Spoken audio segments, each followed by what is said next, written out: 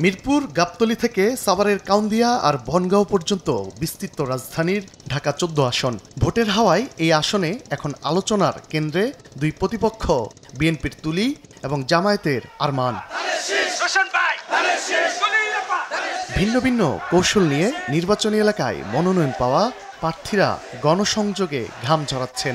ভোটের মাঠে তরুণ দুই প্রার্থী প্রতিশ্রুতি দিয়ে ভোটারদের কাছে টানছেন।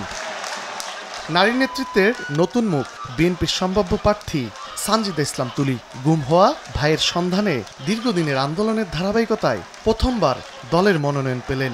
অপরাজনীতি নয়, মানবিক ঢাকা 14 গড়ার প্রতিশ্রুতি তার। যেই অপরাজনীতি প্র্যাকটিস বাংলাদেশে ছিল, আপনারা সামনে হয়তো ভিন্ন রাজনীতির মুখ দেখতে যাচ্ছেন, যেখানে প্রতিহিংসার শিকার হতে হবে না কাউকে, এবং সেইখানে আমরা যেই হত্যাযজ্ঞ হতে দেখেছি শুধুমাত্র ক্ষমতায়নের জন্য, ক্ষমতায় থাকার জন্য, সেই রাজনীতি আমরা আর চাই না। প্রাণ সসের মাখামাখি টেস্ট নুডলসকে করে তোলে আরো ইয়ামি, আরো জোস। প্রাণ সস, সসের বস।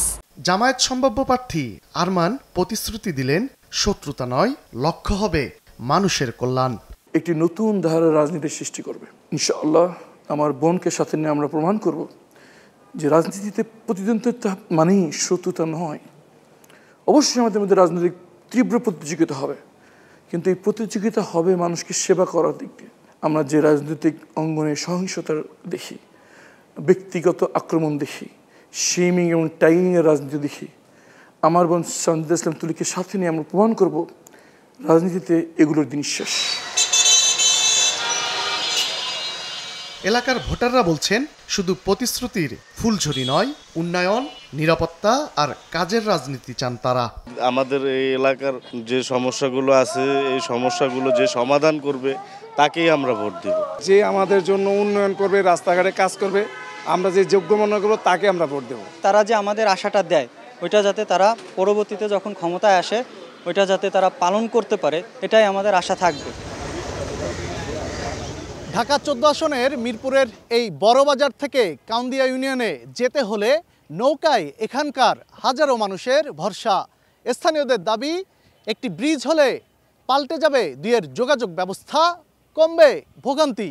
বিচ্ছিন্ন দ্বীপের মতো এই দুই ইউনিয়নের মানুষের চাওয়া তাই একটু আলাদা। নেতা কর্মীরা ব্রিজ হওয়ার আগেই মনে করেন এরা খায়।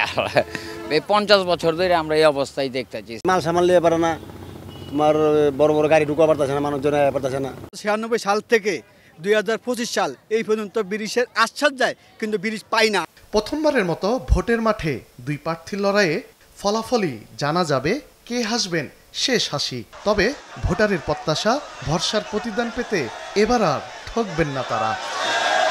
তানভীর হাসান মেঘ, সময় সংবাদ, ঢাকা।